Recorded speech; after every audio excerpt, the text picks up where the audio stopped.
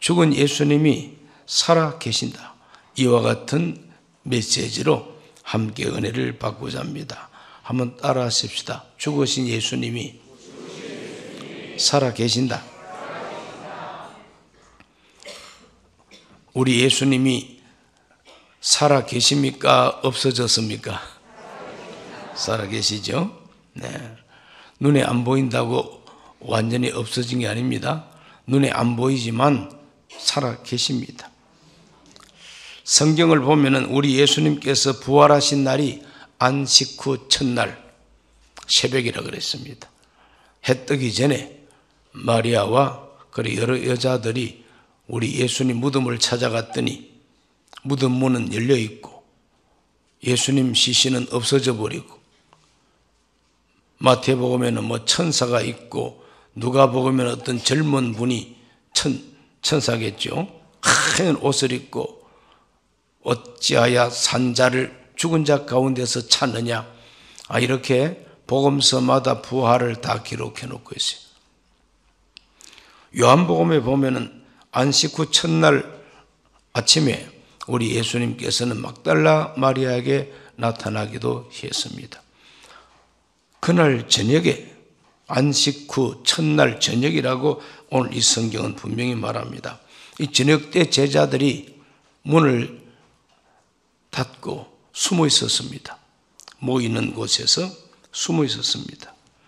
예수님께서 처형되신 것 때문에 그들은 정말 참 절망하고 탄식하고 낙담하고 너무 두렵습니다. 그래서 문을 걸어 잠그고 안식일이 다 지나가더라도 제대로 활동도 못합니다.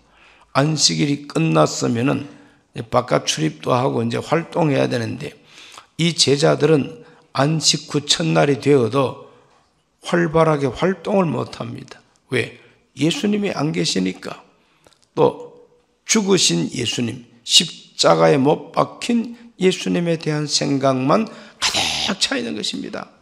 죽으신 예수, 죽으신 예수. 이제 우리 희망 끝났다. 메시아 왕으로 취임하실 줄 알고 따라왔는데 이게 뭐냐? 그들은 낙심하고 절망했습니다. 그럴 때에 숨어있는 그들에게 아직까지 예수님은 살아 계시다고 하는 것을 보여주십니다. 분명히 죽으신 예수님인데 살아오셨어요. 살아오셔서 그들에게 말씀을 주시는데, 첫 번째 주신 말씀은 너희에게 평강이 있을지어다. 그 부분을 읽어봅니다. 요한복음 20장 19절을 다 같이 읽습니다. 이날 곧 안식 후 첫날 저녁 때에 제자들이 유대인들을 두려워하여 모인 곳에 문들을 닫았더니 예수께서 오사 가운데 서서 이르시되 너희에게 평강이 있을지어다. 두려움이나 절망, 불안과 공포, 이와 같은 분위기에 휩싸인 이 제자들, 그 마음속에 평안이 없죠. 두렵습니다. 불안합니다. 그리고 절망이요 실망입니다. 그런데 예수님께서 그들에게 나타나신 것입니다. 너희에게 평강이 있을지어다 그럽니다. 얼마나 놀랬겠습니까? 그리고 예수님께서는 그 말씀을 하시고 난 다음에 보여주셨어요. 뭘 보여주셨느냐?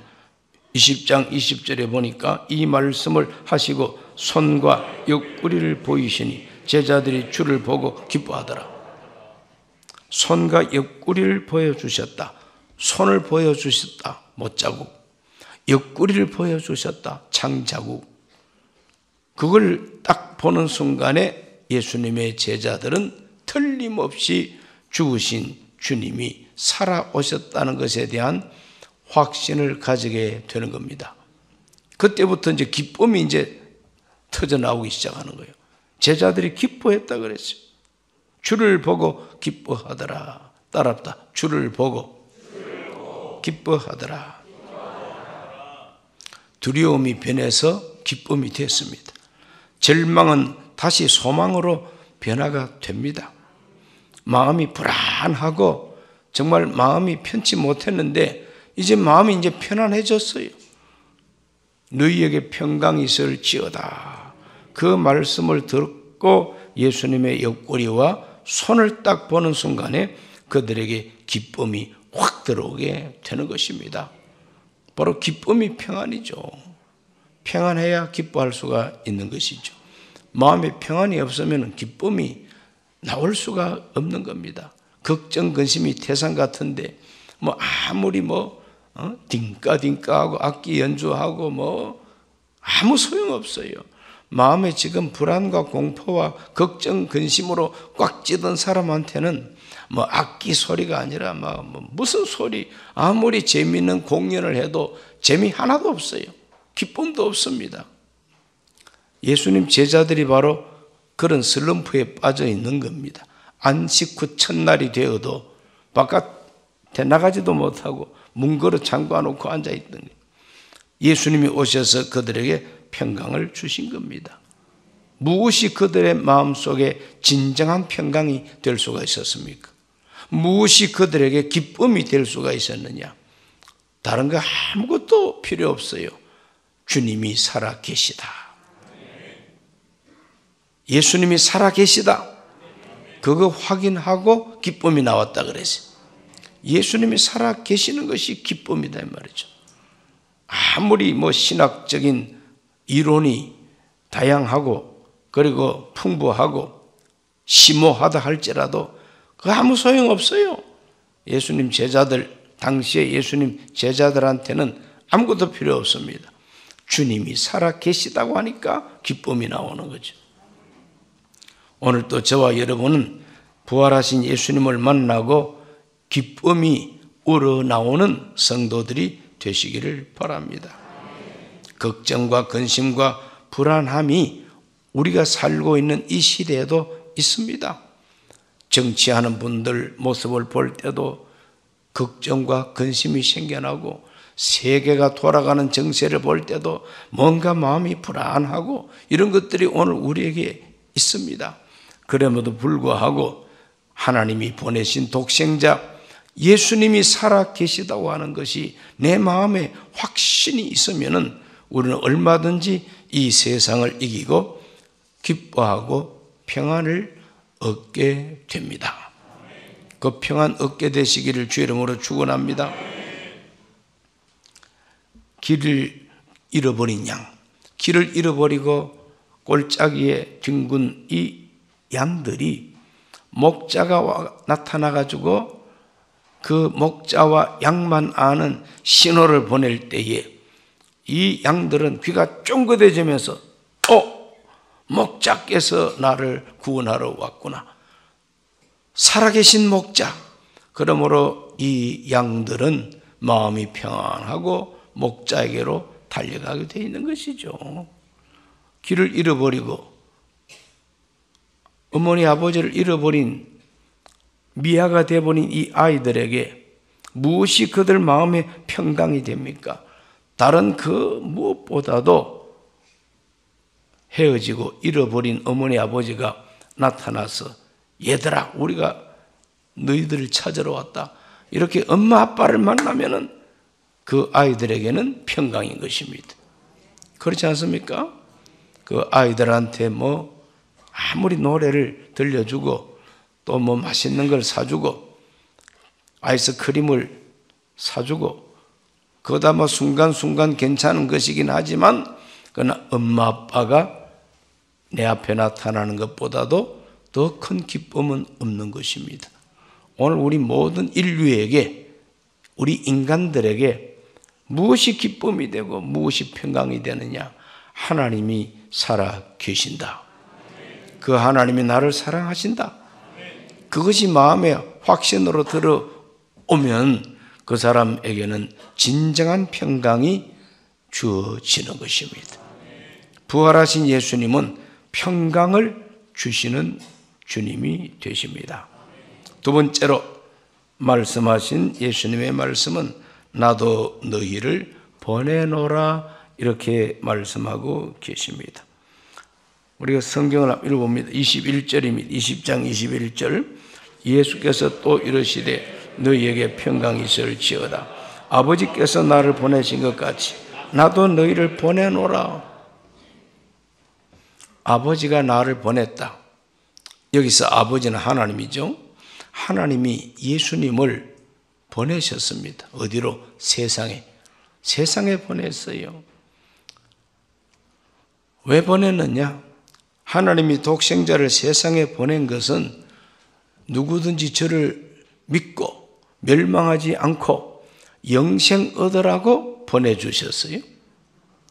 죄 많은 인간이 하나님 앞에서 죄 때문에 하나님과 원수가 되어 있는데, 하나님의 심판 아래 놓여 있는데, 독생자 예수님 오셔서 우리 죄를 구속하고 속량함으로 죄인과 하나님 사이에 화해가 이루어지도록 다리를 놓으려고 오신 분이 예수님이세요. 하나님이 우리에게 보내주셨다 이 말이죠. 하나님이 그렇게 하라고 독생자를 보내주셨어요. 그래서 하나님이 나를 그렇게 보낸 것처럼 나도 너희를 보내노라. 어디로? 세상으로. 하나님이 나를 세상에 보낸 것처럼 나도 너희를 세상에 보낸다는 거예요. 그래서 예수님은 마가복음 16장 15절 16절에 이렇게 말씀하고 계십니다. 또 이르시되 너희는 온 천하에 다니며 만민에게 복음을 전파하라. 믿고 침례를 받는 사람은 구원을 얻을 것이요 믿지 않는 사람은 정죄를 받으리라 그랬어요. 우리 예수님의 지상 명령입니다. 나도 너희를 보내노라. 요한복음에서는 보낸다고 말씀하고 있지만은 마가복음은 뚜렷하게 말씀하고 있죠. 온 천하에 다니며 만민에게 복음을 전파하라는 겁니다. 너희들이 복음을 전파하면 듣는 자들이 믿고 침례를 받으면 구원을 받을 것이요 믿지 않고 침례도 안 받으면 그 사람은 정죄를 받으리라 그랬어요. 그러므로 예수님께서 주시는 것은 나도 너희를 보내노라 이렇게 하신 말씀인 것입니다. 하나님이 우리를 세상에 보냈다. 예수님이 우리를 세상에 보냈다고 하는 것을 사도 바울은 이와 같이 이해를 합니다. 고린도후서 5장 18절과 19절을 읽습니다. 모든 것이 하나님께로서 났으며 그가 그리스도로 말미암아 우리를 자기와 화목하게 하시고 또 우리에게 화목하게 하는 직분을 주셨으니 곧 하나님께서 그리스도 안에 계시사 세상을 자기와 화목하게 하시며 그들의 죄를 그들에게 돌리지 아니하시고 화목하게 하는 말씀을 우리에게 부탁하셨느니라. 주 내게 부탁하신 일 천사도 흠모하겠네. 고린도후서 5장 20절 그러므로 우리가 그리스도를 대신하여 사신이 되어 하나님이 우리를 통하여 너희를 권면하시는 것 같이 그리스도를 대신하여 간청하노니 너희는 하나님과 화목하라. 따라합다. 너희는 하나님과 화목하라. 이것이 바로 그리스도를 대신해서 세상에 나가서 전파해야 할 복음이라는 것입니다. 하나님과 화목하라. 하나님이 독생자 예수를 세상에 보낸 것은 예수 때문에 하나님과 화목하라고 보낸 겁니다. 바로 그 화목하게 하는 예수님의 공로를 이제는 부활하신 예수님이 믿는 우리를 세상에 보내가지고 하나님과 화목하게 하는 복음을 전하라는 겁니다. 그래서 그 복음을 듣고 믿는 사람은 구원을 받는다는 겁니다. 그러므로 오늘 우리 모두는 나도 너희를 보내노라라고 부활하신 예수님 말씀한 것처럼 나는 보낸 자라고 하는 의식을 갖게 되시기를 바랍니다. 복음성가 가운데 이런 노래가 있죠. 당신은 사랑받기 위해 태어난 사람. 참 아름다운 멜로디고 내용도 참 좋습니다. 사랑받기 위해서 태어났대요. 그런데 사랑받기 위해서 태어난 것이 목적이 아닙니다. 내가 사랑을 받았으니 내가 너희를 사랑한 것 같이 너희도 사랑하라 그랬잖아요. 그래서 사랑받기 위해서 태어날 뿐만 아니라 사랑하기 위해서도 태어났다는 걸 2절에 들어가야 되는 거예요. 그래서 그 노래는 2절을 지어야만 됩니다. 우리 모두는 사랑을 받기만 하려고 사랑에 욕심내지 말고 충분히 사랑받았으니까 나도 이제는 사랑하며 살겠다고 결심해야 됩니다. 이것이 부활한 예수님이 믿는 자에게 주시는 명령인 것입니다. 나도 너희를 세상에 보내노라. 그래서 부활한 예수님을 만난 사람은 첫째로는 기쁨이 가득한 평강, 기쁨의 평강을 가지게 됩니다. 그 평강을 가진 우리는 두 번째로 세상에 나가서 복음 전해야 됩니다. 사명자라 이 말이죠. 나는 하나님이 보낸 자이다. 어디로? 세상에. 뭐하러? 하나님과 화목하라고 하는 복음 전하라고 보낸 자라. 그래 보내심을 받은 사명감을 부활을 하신 예수님 앞에 가져야 됩니다. 세 번째로 우리 예수님은 성령을 받으라고 말씀하십니다. 20장 22절을 다 같이 읽어보겠습니다. 이 말씀을 하시고 그들을 향하사 숨을 내쉬며 이르시되 성령을 받으라. 부활하신 예수님이 제자들을 보시고 숨을 내쉬었다 그러죠. 여러분 숨을 한번 내쉬어 보실래요? 정면으로 하지 말고 밑으로 보고 숨을 한번 푹 내쉬어 보세요. 숨 내쉬는 거 참 중요합니다. 사람이 갑자기 정말 참 기절을 했다든지 물에 빠져서 물을 좀 많이 마시고 혼자서 숨을 못 쉰다든지 그럴 때 인공호흡이라는 게 있어요. 인공호흡. 그 사람에게 숨을 불어넣어 주는 거예요. 그래서 이 가슴팍을 주기적으로 이렇게 눌러주는 방법도 있고 또 코를 막고 입을 열게 해가지고 뽀뽀를 합니다. 입술만 쪽 하는 뽀뽀 아니고 그 사람의 입을 열고 내 숨을 그 사람한테 확 이렇게 그냥 내쉬는 거예요. 내쉬는 거예요. 어떤 해변에 아주 미스 코리아 같은 자매님이 쓰러졌는데 인공호흡을 막 서로가 하려고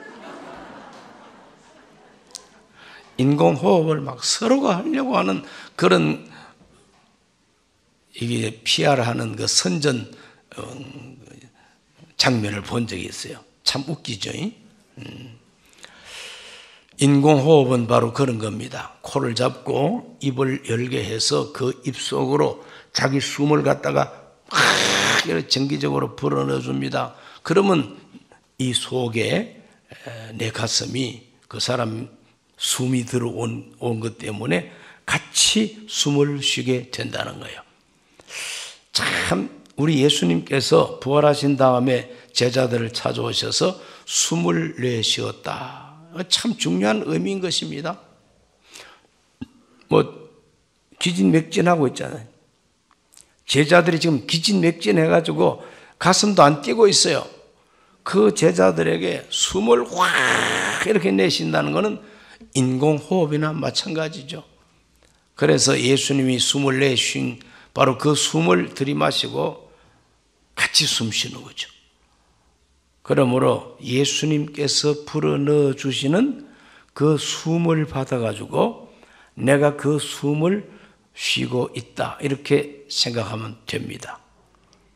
내가 지금 숨 쉬는 것이 내 숨이 아니고 나는 허물과 죄로 죽었던 사람인데 내가 이제 숨을 쉬는 것은 예수 그리스도가 부활하신 예수님이 불어넣어 준 그 숨을 내가 쉬고 있다. 그러니까 새 생명이죠. 새 생명입니다. 그러므로 성령을 받아라 하고 숨을 내쉬는 예수님. 그래서 예수님께로부터 사명받은 우리들은 반드시 성령 받아야 된다는 것입니다. 반드시 성령을 받아야 된다는 겁니다. 그래서 예수님과 함께 숨쉬는 사람이라야 세상에 나가서 전도할 수가 있고 예수님과 함께 숨쉬는 사람이라야 다른 사람에게 예수 사랑을 전할 수도 있고 사명을 감당할 수가 있다 이 말입니다. 가슴에 손을 얹고 따라합시다. 주여, 부활하신 예수님과 함께 숨쉬게 하여 주소서. 내가 이 숨쉬는 것은 내 숨이 아니라 예수님의 숨을 내가 쉬고 있다. 부활하신 예수님이 이 숨을 불어넣어 주셨다. 항상 그걸 잊지 말게 되시길 바랍니다. 주님과 함께 내가 숨쉬고 있구나. 주님과 함께 숨쉬는 사람에게 우리 예수님께서는 큰 사명을 맡겼잖아요. 그래서 요한복음 20장 23절 너희가 누구의 죄든지 사하면 사하여질 것이요 누구의 죄든지 그대로 두면 그대로 있으리라 하시니라. 이 말씀은 해석하기가 참 어렵다고 하는 말씀입니다. 왜 그런가 하면은 아무리 사도들이라 할지라도 다른 사람의 죄를 사하고 사하지 않고 하는 권세가 없잖아요. 죄를 사하는 권세는 하나님의 권세밖에 없다 이 말입니다. 그런데 예수님은 너희가 누구의 죄든지 사하면 사하여질 것이요 용서하면 용서받게 된다. 이 말은 사도들 자신이 죄를 용서하는 권세가 있는 것이 아니라 죄를 용서받게 하는 복음을 전해가지고 사도들이 복음을 전해가지고 그 복음을 듣고 믿는 자, 그 사람이 죄를 용서받았다는 것을 사도들은 확인해주고 믿음을 심어주는 것, 이것이 바로 누구의 죄든지 사하면 사하여진다는 말입니다.